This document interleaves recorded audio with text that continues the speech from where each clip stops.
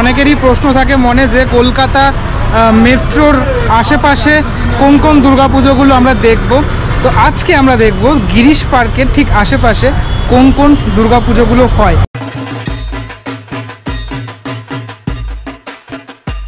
এটা হচ্ছে Girish park gate number 1। এখান থেকে তোমাদেরকে যেতে হবে জোড়াসাঁকো ঠাকুরবাড়ির দিকে, পায়ে হেঁটে পথ একটুখানি। এরপর এই যে রাস্তাটা 1 নম্বর থেকে বেরোনোর পর এই যে জোড়াবাগান ট্রাফিক গার্ড আউটপোস্টের সামনে থেকে এই মেন রোড ধরে সোজা এগিয়ে যেতে হবে। সোজা এগিয়ে গেলেই আপনারা পাবেন জোড়াসাঁকো সাধারণ দুর্গোৎসব। এই রোডটার নাম হলো বিবেকানন্দ রোড, আর এই বিবেকানন্দ রোড দিয়ে এগোলেই আপনাদের চোখে পড়বে জোড়াসাঁকো সাধারণ দুর্গোৎসব সমিতি। এবছরে ওদের থিমের নাম দেখা যাচ্ছে, লেখা রয়েছে প্রবাহিনী, সভাপতি রাজেশ সিনহা, কল্পনায় মলয় শুভময়। এটা একদম মণ্ডপের সামনের অংশটা ওদের, এটা মণ্ডপের পিছনের অংশটা। মণ্ডপের সামনে থেকে আমি ওইখান থেকে দেখানোর চেষ্টা করলাম তখন। এটা মণ্ডপের পিছনের অংশটা। কাজকর্ম চলছে, যারা শিল্পীরা তারা কাজ করছেন এখানে। আপাতত বলা যেতে পারে অনেকটাই কাজ এগিয়েছে, যদিও আরও কাজ বাকি এখানে। এই মা দুর্গা এখানে তৈরি হচ্ছেন, দেখাই খানিকটা। এই যে মা দুর্গার সাথে সাথে বাকি সকলে এখানে রয়েছেন, অন্য রূপে একদম সবাই রয়েছেন এখানে দেখতে পাচ্ছি। টোটালটাই মাটির কাজ অনেকটাই এখানে এগিয়ে গেছে, এবং পিছনের অংশটা খানিকটা ঠিক এখানে এরকমটা, মানে এরকম অনেক বড় বড় যে স্তম্ভ সেটা রয়েছে, ওপরের অংশটাতে এরকম অর্ধচন্দ্রাকার কিছু একটা রয়েছে ভিতরে। আর আমি দেখতে পাচ্ছি সেরকম পরিমাণে এই মুহূর্তে এরকমটাই দেখানো, মানে এরকমটাই হয়েছে এখানেও।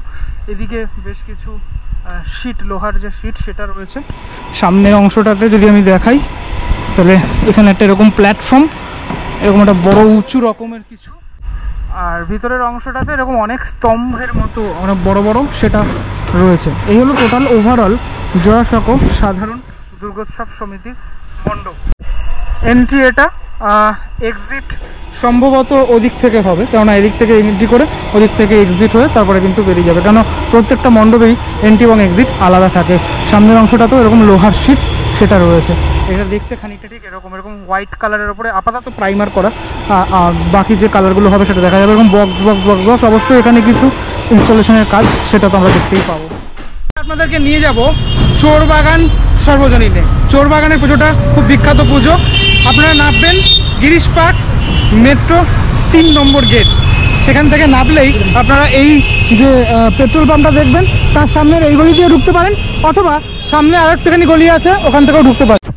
এই হলো সেই গলি, অর্থাৎ যেই গলিতে পুজোর সময়ে দাঁড়িয়ে থাকার মতো অবস্থা থাকে না, মানুষজন আসে, জনজোয়ার হয়ে যায় চোরবাগানের এই গলি।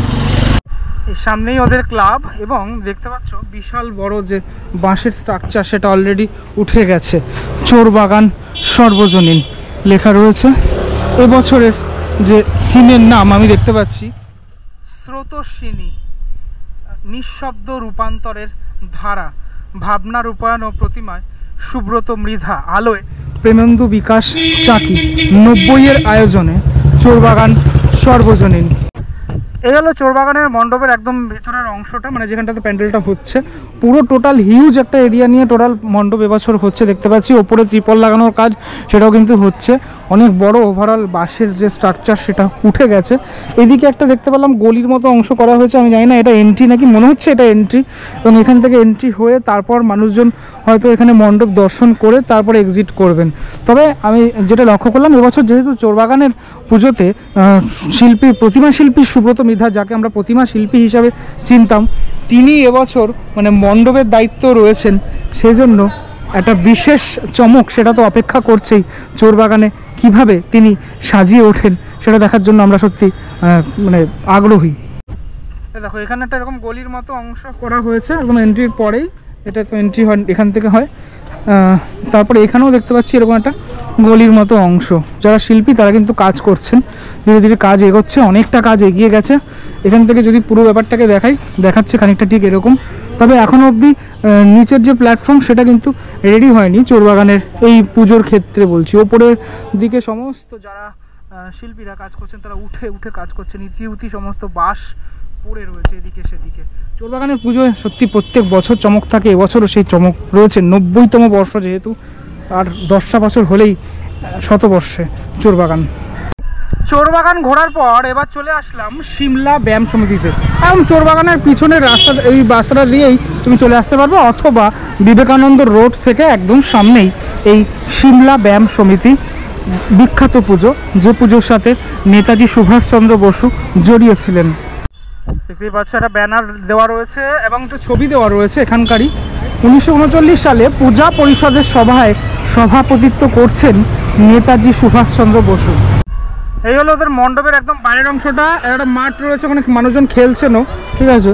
তো এটা ওদের শতবর্ষের পুজো, এবছর 100তম বর্ষে পদার্পণ করলো সিমলা ব্যায়াম সমিতি, অর্থাৎ এটা একটা গর্বের বিষয়। কিন্তু এই হলো ওদের মণ্ডপের ভিতরের অংশটা, খানিকটা ঠিক এরকমটা রেডি হচ্ছে। এখন অবধি বাঁশ বাটামের কাজ রেডি হয়েছে এবং প্রত্যেক বছর পদ্মশ্রী পুরস্কারপ্রাপ্ত শিল্পী সনাতন রুদ্রপাল, তার প্রতিমা আমরা দেখে থাকি। যেহেতু 100তম বর্ষ, তাই জন্য আর একটু স্পেশালভাবে আমরা এবছর দেখব। প্রতিমা দেখতে পাচ্ছ, অসাধারণ প্রতিমা, বিরাট বড় প্রতিমা সাবেকি থাকে, কোনো রকম কোনো চেঞ্জ থাকে না এই প্রতিমাতে। হ্যাঁ, ঠিক যেরকমভাবে আমরা দেখে থাকি প্রত্যেক বছর। এই থিমের মণ্ডপ হয় ঠিকই, কোনো থিম হয় ঠিকই, কিন্তু প্রতিমা সেম রকমভাবে থাকে। অনেকটা বড় প্রতিমা, দেখেছো সিংহ দেখো কত বড় রয়েছে, এখানে তৈরি হচ্ছে। এখন অবধি মাটির কাজই হয়েছে, কয়েক মেটের কাজ হয়েছে, আরও তো কাজ আগামী দিনে এগাবে, যখন আমরা ফুললি ভালোভাবে সুন্দরভাবে দেখতে পারবো এই সিমলা ব্যায়াম সমিতির শতবর্ষের মণ্ডপ। এদিকে মনে হয় এন্ট্রি এটার হবে, একদিক থেকে এন্ট্রি, একদিক থেকে এক্সিট। ওপরে বাঁশের কাজ খানিকটা ঠিক এরকমভাবে রেডি হয়েছে আপাতত। এই জায়গাগুলোতেও বেশ কিছু জিনিসপত্র থাকবে, দেখলেই বোঝা যাচ্ছে, ওপর নিচ সমস্ত জায়গাটাতেই থাকবে।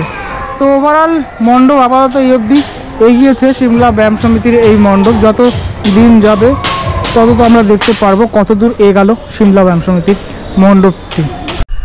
সিমলা ব্যায়াম সমিতি দেখার পর ঠিক অপোজিটের রাস্তায় ওই যে দেখতে পাচ্ছেন সিমলা তরুণ স্পোর্টিং ক্লাব, এটাও আপনারা দেখতে পারেন, একদম মেন রোডের ওপরেই এই পুজোটা হয়ে থাকে। এরপর এই রোড থেকে, অর্থাৎ এই বিবেকানন্দ রোড থেকে সোজা আপনারা এগিয়ে যান, ফুটপাথ ধরে এগিয়ে যান। পুজোর সময় যদিও এই রাস্তাগুলোতে মেন যে গাড়ি, সে গাড়ি চলাচল করে না, সে গাড়ি চলাচল বন্ধ থাকে। তো যাই হোক, এখান থেকে সোজা এগালেই আপনারা পাবেন হলো চালতাবাগান সর্বজনীন। তবে চালতাবাগান সর্বজনীন যাওয়ার পথে আরও একটা পুজো আপনারা পাবেন, সিমলা স্পোর্টিং ক্লাবের পুজো। এই দেখুন, এই গলির মধ্যেই প্যান্ডেল তৈরি হচ্ছে, তবে একদম ইনিশিয়ালি প্যান্ডেল তৈরি হচ্ছে এই গলিটার মধ্যে। নর্থ কলকাতায় এই জিনিসগুলোই ভালো, গলিতে গলিতে প্যান্ডেল তৈরি হয় নর্থ কলকাতায়, যেটা কিন্তু সাউথ কলকাতা তো হয় ঠিকই, কিন্তু নর্থ কলকাতার যে মানে আবহটা, যে পরিবেশটা, সেটা আপনি সাউথ কলকাতায় বোধহয় পাবেন না কোথাও। চলে আসলাম চালতাবাগান সার্বজনীনের পুজোটার সামনে। এবছরের যে ওদের কমিটির যে ব্যানারগুলো, সেটা হচ্ছে এটা, কারা কারা রয়েছেন ক্যাম্প কমিটিতে। ওদের এবছরের যে থিম, একদম মেন রোডের ওপরে দেখতে পাচ্ছ, প্লেসমেন্টটা দেখো, মেন রোডের ওপরেই। এবছর যে থিম ওদের, আমি বাংলায় বলছি, 81তম বর্ষ পদার্পণ করলো এই পুজো। নিচে লেখা রয়েছে বিনা অনুমতিতে ছবি তোলা নিষেধ। তো আমি এখান থেকে দেখানোর চেষ্টা করছি তোমাদেরকে। পুরোপুরি এই গলির ওপরেই পুজোটা হয়ে থাকে, গলিটা বন্ধ থাকে, যার জন্য এখানে কিন্তু এই তোমার ইটের গাঁথনি করা, ভিতরে বেশ কিছু প্লাইয়ের কাজ হয়েছে আমি দেখতে পাচ্ছি, এবং বালি ঠালি দেওয়া রয়েছে। মানে এই মেনলি এই গলিটার মধ্যে পুজোটা যেহেতু সেজে ওঠে। এবার দেখা যাক এই আমি বাংলায় বলছি কিভাবে, মানে বাঙালিকে অ্যাড করে কীভাবে টোটাল বিষয়টা এখানে তৈরি হয়। ফুললি এই মণ্ডপটা, মানে লাস্ট ইয়ারও এসেছিলাম, তার আগের বছর এসেছিলাম, দেখেছিলাম খুব সুন্দরভাবে ওরা তৈরি করে মণ্ডপ এবং প্রতিমা। তো একটা গলির মধ্যে যেহেতু পুজো, খুব বেশি যে স্পেস সেটাও না, তার মধ্যে একটা চ্যালেঞ্জের ব্যাপার টোটালটা করা। হ্যাঁ, তো ইটের গাঁথনি, তারপরে দেখতে পাচ্ছি এটা প্লাইয়ের কিছু রয়েছে, যারা এখানকার মানুষজন তারা যাতায়াত করছেন। আর কিছুদিন পরে আমি তোমাদেরকে টোটালি যে প্রস্তুতি সেটা কতদূর এগালো সেটা পরিষ্কারভাবে দেখাতে পারবো। আপাতত তো এখানে দেখতেই পাচ্ছ বিনা অনুমতিতে ছবি তোলা নিষেধ আপাতত এখানে। তো যাই হোক, দেখার বিষয় এখন কতদূর এগায় এই আমি বাংলায় বলছি এই কাজটা। শিল্পী প্রদীপ্ত কর্মকার তিনি রয়েছেন, এবং তিনি কিভাবে বাঙালি সাথে সাথে আমাদের দুর্গাপুজোর অডিয়েন্স, দুর্গাপুজো সেটাকে কিভাবে এই আত্মিক রিলেশনটা তৈরি করে, সেটাই এখন দেখার বিষয়। এবার আমার গন্তব্য চালতাবাগান লোহাপট্টির পুজোটা দেখা। এই দুটোই কিন্তু চালতাবাগান নাম রয়েছে, গোলাবে না তোমরা। এটা চালতাবাগান সার্বজনীন, এটা চালতাবাগান লোহাপট্টি। সোজা আবারও এগিয়ে চলো এই বিবেকানন্দ রোড ধরে। এই হলো ওদের এবছরের ব্যানার, শারদোৎসব 2025 83তম বর্ষে পদার্পণ করলো চালতাবাগানের এই পুজো। চালতা বাগানের এই পুজোর এবছর দেখতে পাচ্ছি যে শিল্পী রয়েছেন চিন্তা, অদিতি আর অর্পণ, এই তিনজন অদিতিদি এবছর শিল্পী রয়েছেন, যে থিমের নাম রয়েছে মূল। এরকম একটা ক্রসিং পড়বে, সেই ক্রসিং থেকে সোজা এগোলেই তোমরা দেখতে পারবে ওই যে মণ্ডপ, রাস্তার ওপরেই এই মণ্ডপটা তৈরি হয়ে থাকে। এই প্যান্ডেলটার ভিতরের অংশটা খানিকটা দিকে এরকম অনেক লোহার কাজ এদিকে ওদিকে ইউজ হয়েছে, যেগুলো পুরোপুরি লোহা দিয়ে এভাবে স্ট্রাকচারাল পার্টগুলোকে তৈরি করা। সামনের অংশটাতে দেখতে পাচ্ছ এরকম একটা গোলাকার কিছু লোহার, এবং ওপরটা এরকম একটা চোঙের মতো কিছু রয়েছে। এটা কিন্তু ভাগ, মানে আমি জানি না কতটুকু তোমরা বুঝতে পারছো, মনে হচ্ছে মাঝখান থেকে ভাগ করা এরকম একটা কিছু গ্লোবের মতো একটা অংশ। নিচের অংশটাতে এই পোর্শনটাতে যদি ফলো করো তাহলে দেখা যাচ্ছে সেটা হচ্ছে ত্রিভুজের মতো একটা অংশ, নিচে এরকম লোহার বেরির মতো রয়েছে। সামনেই যেহেতু লোহাপট্টি, এটা জায়গাটাকে লোহাপট্টি বলা হয়, এখান থেকেই লোহা নেওয়া হচ্ছে অ্যাকচুয়ালি এই মণ্ডপের জন্য, সেটাও আমি দেখতে পাচ্ছি, কিন্তু অন্য জায়গা থেকে নিলে অনেক কস্টিং পড়ে যায়। তবে এখানে এই যে এই প্ল্যাটফর্মটা তৈরি হয়েছে এটা এই অবধি বিস্তৃত, মানে সামনে অবধি। গিরিশ পার্ক মেট্রো স্টেশন থেকে আপনারা কোন কোন প্যান্ডেলগুলো দেখবেন সেটা একদম গিরিশ পার্ক 1 নম্বর থেকে নামলাম, কোথা থেকে কোথায় গেলাম সেটা আপনাদেরকে দেখালাম। আশা করি টোটালটা আপনারা বুঝতে পেরেছেন। তো যাই হোক, অনেকগুলো প্যান্ডেলই দেখালাম। যদি এই এলাকায় আসছেন গিরিশ পার্ক মেট্রোর আশেপাশে, তাহলে অবশ্যই এই সমস্ত প্যান্ডেলগুলো দেখবেন আপনারা। চলুন পরবর্তী ব্লগে দেখা হচ্ছে খুব শিগগিরই, ততক্ষণের জন্য বিরতি নেব। তবে যদি কোনো মতামত থাকে অবশ্যই কমেন্ট করুন, কমেন্টটাকে স্লাইড করলে হাইপ পাবেন, আমাকে হাইপ করুন লিডার বোর্ডে দেখার জন্য। পরবর্তী ব্লগে দেখা হচ্ছে খুব শিগগিরই, ততক্ষণের জন্য বিরতি নেব। ভালো থাকবেন সবাই, টাটা।